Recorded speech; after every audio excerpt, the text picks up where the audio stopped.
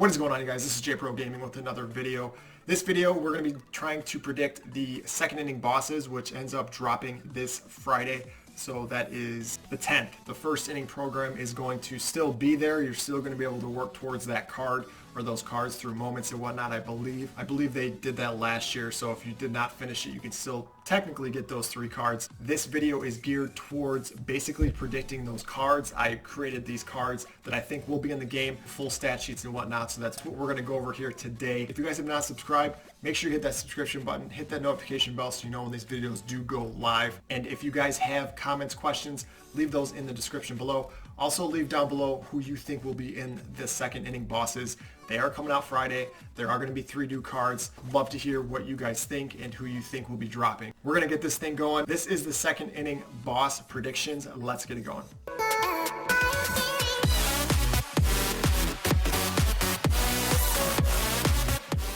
All right, here we go. We're going to be guessing these 3 bosses. So what I did with these bosses, I looked at the game last year. I looked at the 3 bosses that were in that game.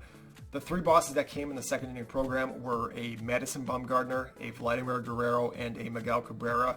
2 were hard work cards, and 1 was a signature series card, that being Madison Bumgardner. It was a 98 overall, which was actually a very effective card for me, at least personally. For more than half the season, I was able to use that card quite a bit. The other 2, I don't think many used for long, but they were good cards at the time. That is kind of what I base this around. We're going to have 2 hard work cards I'm going to predict. Then obviously we're going to have a signature series card as well. The first card that I think will be entering the game is actually already in the game, but I think should get a card is in 90 overall Hanley Ramirez. So Hanley Ramirez is actually kind of interesting because every year he does get a card. He usually gets an 88 or a gold early in the season, and it seems like his card is always used on teams. I feel like if they can finally bump him up to a 90, go off of his 2010 season where he had, I'll show you all the stats and whatnot, the breakdown, but he had a pretty good season. I think he could get a 90 overall. This card would be a lot of fun. I feel like it would rival some of the face of the franchise cards at shortstop, the Fernando Tatis, the Gleyber Torres. I don't know if it's going to rival that Alberto Mondesi. It could rival some of those cards, so I think a shortstop will be entering. Second inning prediction. Again, remember, these are predictions. I have no idea what these cards are going to be. I think I'm taking a logical approach with this and kind of looking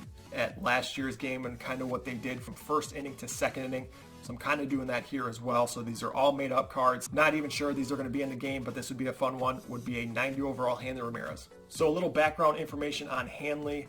He started playing in 2005 with the Florida Marlins. He has played with Boston, Florida, the Dodgers, and is currently with Cleveland. In 2006, he was Rookie of the Year, where he batted .292, had 17 home runs, and 51 stolen bases. 2010, which is what this card would be based around, he had a .300 average, 21 home runs, and 32 stolen bases. He was a 3-time All-Star, a 4-time in the MVP voting, and a 2-time Silver Slugger Award winner. Again, he is still in the league. That is some background information on him. Let's jump into his card and what some stats could be based around this 2010 season. It seems like Hanley always has diamond hitting and silver defense. I don't think I've actually ever seen him with gold defense. There is all the information. He'd be a 90 overall. We're going to put his contact at 92 and 93 versus right and left. Power 72, 55 versus right and left.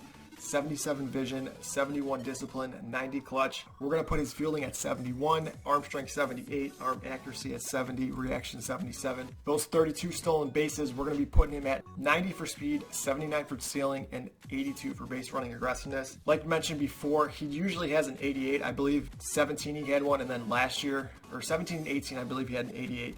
And I believe last year he had a gold. So I feel like this would be a fun card to be using, especially this early. First prediction is a 90 overall Hanley Ramirez. All right, after Hanley, we're going to be guessing another hardware card. This card is always in the game. It always has a end game card. It's a first baseman. He can play third base and left field. My prediction is a 92 overall Albert Pujols. Usually he comes into the game midway through, but I feel like this would be a perfect time for him to enter the game. For the second inning program last year, I'm basing this card similar to the Miguel Cabrera that was there, and I believe he had a 93 or 94 then. My comparison is an Albert Pujols card for this second inning prediction. Let's go over some of his highlights in his career. He's currently with the LA Angels. So let's go over some numbers here real quick. So he began playing in 2001. So he started with the St. Louis Cardinals and now is with the LA Angels. In 2001, he was Rookie of the Year where he batted .329, had 37 home runs and 130 RBI. He's been a 10-time All-Star. He's been in the MVP voting 13 times.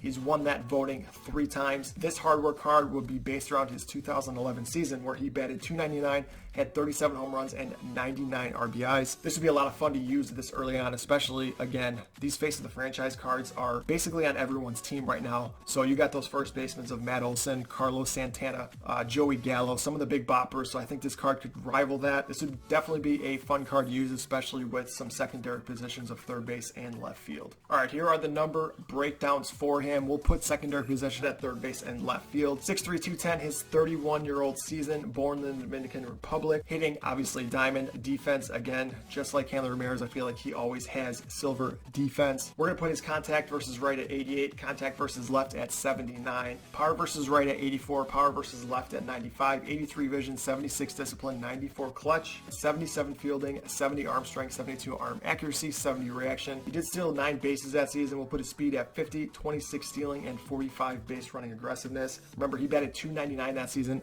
and had 37 home runs. So these power numbers, these contact numbers might fluctuate a little bit. But this would be a lot of fun to use this card early in the season, especially since his cards usually enter the game halfway through towards the end, just because he is one of the best first basemen of all time. So the second prediction here is a Albert Pujols card. We'll see what they do, but this would be a lot of fun. The final card that I will be predicting here today, he played for the Florida Marlins. He actually is the collection for the Florida Marlins. He does have an 81 gold for them. I believe knocking this card out early, he was a very good pitcher, but I feel like he was not as good as some of the other pitchers that will be coming into the game. So I feel like a second inning prediction for this card would be perfect timing just to get his card out of the way.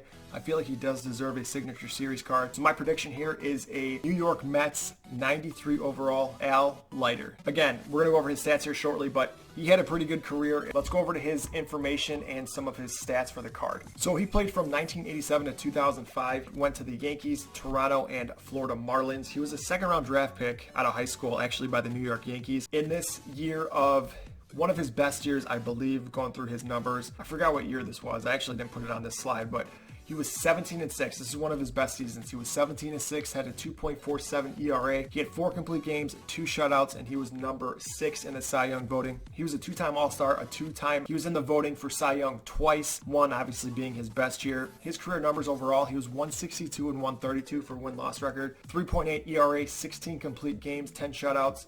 He compiled 2,391 innings and over 1,900 strikeouts. So he's one of those guys that 3.8 ERA is actually really good these days.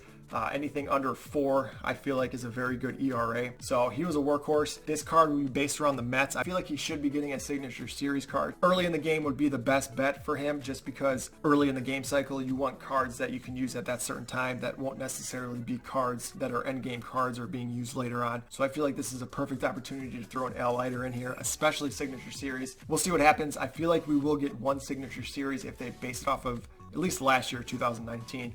Where they did 2 hardware cards and a signature series card. So these are my 3 predictions here. Al Leiter, signature series, a Albert Pujols hardware card, and a Hanley Ramirez hardware card as well. Here we go for the Al Leiter card. We're going to give him 5 pitches. His gold card has 4. He's got a 4-seamer, a slider, a curveball, a 2-seamer in it. We're going to add the changeup to this card. 93 overall, 96 stamina, 91 hits and Ks per 9. We're going to hit him 55 walks per 9, 81 home runs per 9. Pitching clutch at 94, control at 71, 94 velocity, and 93 break. This could be a very serviceable card, especially right now in early half of the season, just because there's not many good left-handed pitchers, and this would be a prime spot for Al Leiter to make his way into the game. I love having lefty pitchers just because the back end of the bullpen, you need a lefty reliever, or if you need a spot start here and there, you need something extra in the bullpen. There's not many good bullpen arms as well, so maybe you can use them as a lefty bullpen arm, but this type of pitcher, Al Leiter, so it could be a fun card. Hopefully he sees his way into the game. Hopefully it is for this second inning boss. We'll see what happens. It comes out Friday, a few days left for that. So that is it. It's pretty straightforward. 3 guesses who I think will be in the second inning bosses. With that being said, there will be new showdowns, a second inning showdown. There will be more missions. There will be a second inning conquest map. There should be some sort of collections as well. So for the first inning, they did that All-Star Kerry Wood and the All-Star Granderson. So those were 2 cards that were in it that I think they should do continuing forward, just because it gives people an option, lower diamond, to get on their team. That's actually not too hard to get. And those cards are definitely usable. Curtis Granderson is one of my best hitters. Kerry Wood is in the back end of my bullpen, so it's 2 fun cards with those collections. New moments, of course, are coming out as well. Down below in the comment section, let me know who you think will be in the second inning program. These are my 3 guesses. The 93 overall Signature Series Al Leiter, 2 hardware cards in Hanley Ramirez and Albert Pujols. Again, I was basing these off of last year's second inning program where they listed a Signature Series and 2 hardware cards. So I'm just kind of basing it off that. No relevance to anything. These are purely guesses with made up cards. So if you guys disagree or agree, let me know down below. Would love to hear that. I wanted to thank you guys for watching, and I will see you in the next video.